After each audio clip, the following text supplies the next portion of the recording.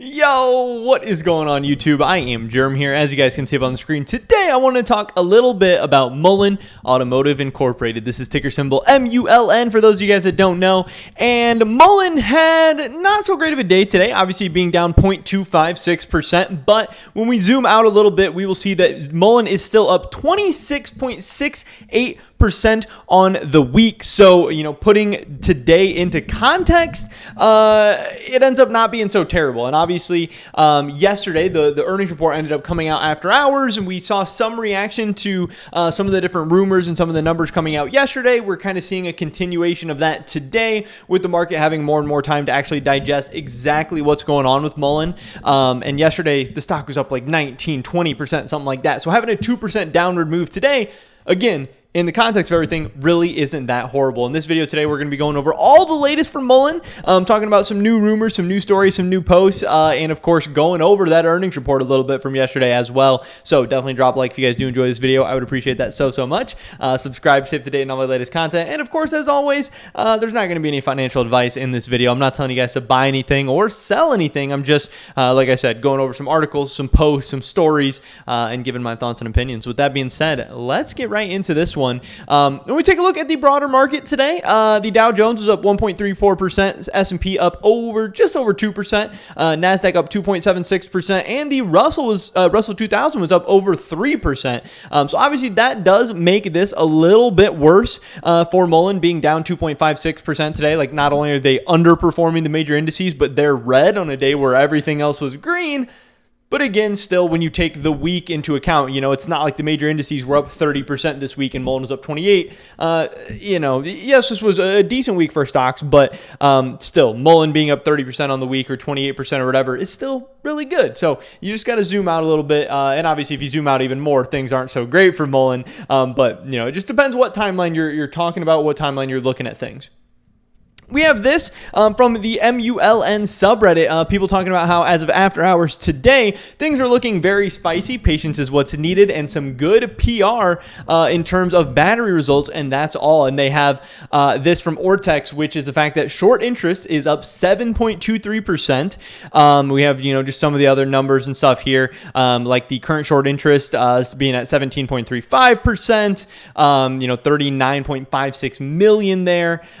Just all these different numbers going on, but obviously the big one here is the fact that the short interest change is up 7.23%, which is interesting. This is definitely what people are talking about, and there is some people that think Muln is an awesome stock long term. It's going to have great growth. They're going to change EVs. They're going to be, the great USA made EV company, and they're going to do all these cool things with amazing battery technology, yada yada yada. There's some people that think it's going to be a huge short squeeze play, and that it's oversold, it's overshorted, and they're going to burn the hedge funds. Some people think it's going to do both. Some people think it's going to do neither. But just as far as kind of that short squeeze aspect of things, or even just being overshorted or oversold or whatever, hey, this is maybe a little bit of a case to be made there. We also have this talking more about the Fortune 500 rumors for Muln. Obviously, I feel like this has been going on for like a month now, maybe even a little bit more, talking about who the Fortune 500 company that Muln is going to be partnering up with is going to be. And this guy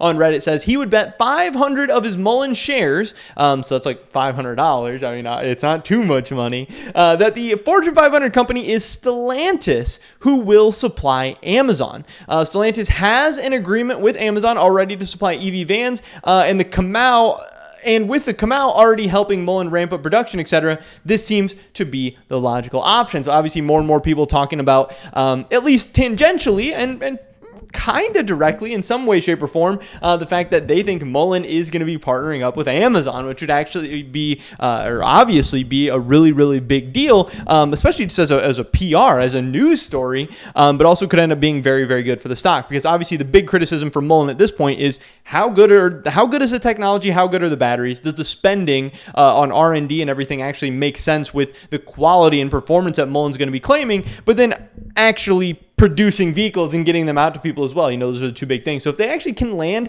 a big deal with Amazon or with Stellantis, through Kamau, then this could be a really, really big deal. And it's obviously going to mean a ton of revenue, a ton of sales, and a ton of production for Muln. Now, hopefully they can meet all those demands and it'll go off without any hiccups and all that. But this would obviously be just a really, really big deal for the company and potentially for the share price as well, as a stock and as a company. But we still don't know. There's still plenty of other different kind of rumors and stuff out there. Some people think FedEx, UPS, PepsiCo. I think we heard like H&P or stuff like that.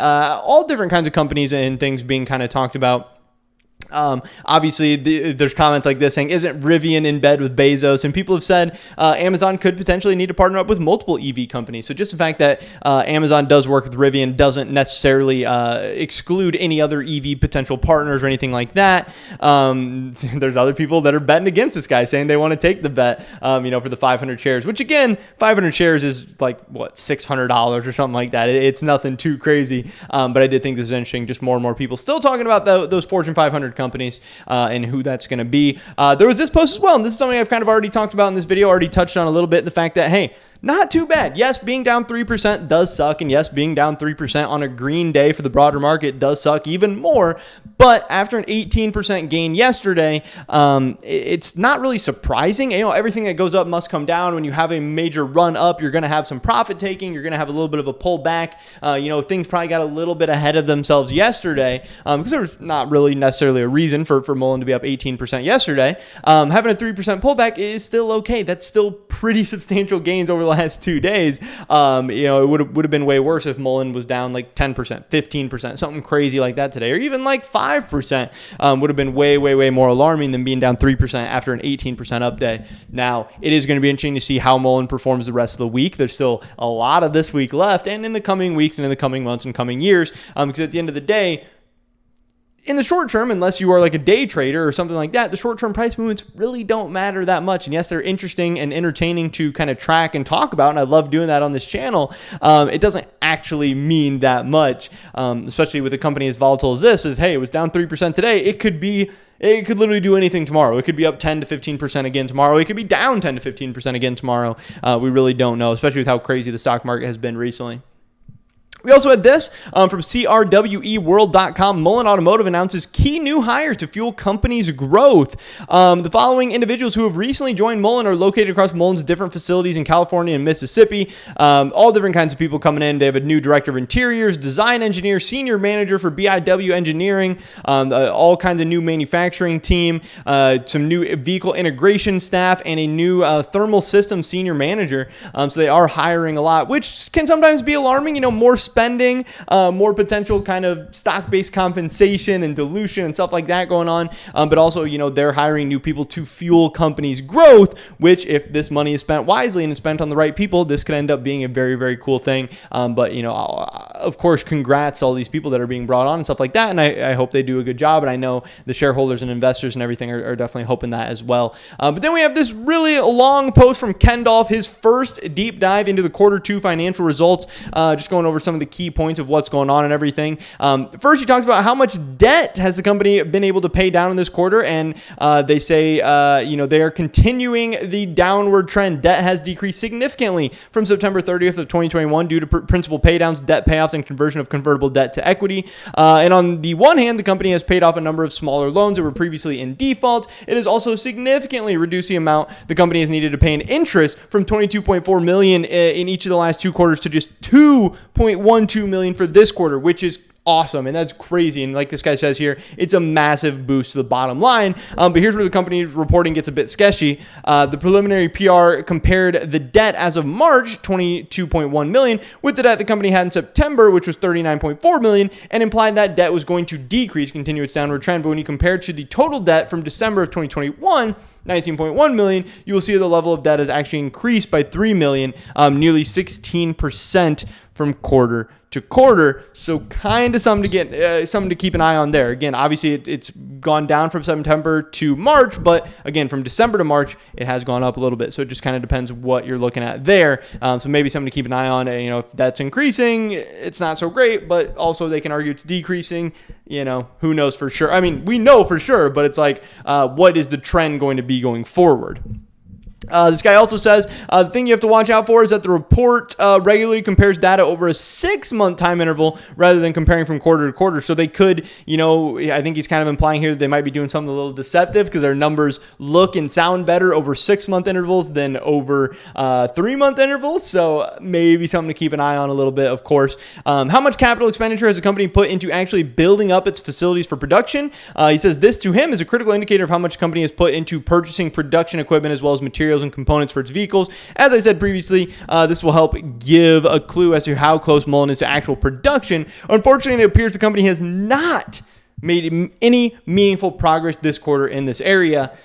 So again, this is something that he's a little bit worried about. This is something that he doesn't necessarily see as a great sign. It shows $10 million spent on the purchase of equipment and $246,000 on purchase of intangible assets. But compared to the same table from the previous quarter one report, and in the previous quarter, $10 million was spent on the purchase of equipment. But the thing to note is that the quarter two table states the total amount spent for the 6 months ended March 31st, whereas the quarter one table is solely for 3 months. So again, he's just saying a lot of, kind of deceptive, weird trickery going on. Maybe that's a little concerning. Maybe it's not. Who knows for sure? How many paid reservations for the Muln 5? The restricted cash section tells us how much the company has received in reservation deposits for the Muln 5. Apparently, the company currently has 1,317.93 reservations. It seems we're overly generous in our predictions yesterday. Again, not necessarily a great sign. How many of the contingencies and claims from last quarter have been resolved? The PR last Friday highlighted the fact that Muln has reduced the amount in payroll taxes it owes the IRS from $4.2 million down to $2.8 million, and it has a payment plan to set up $45,000 each month to the IRS to eventually settle that debt. The 10Q also indicates that it set up a separate $10,000 payment plan to pay off the $347,000 amount it owes to the California Tax Board. However, the $5.6 million lawsuit settlement that Muln owes IBM is apparently still on the table.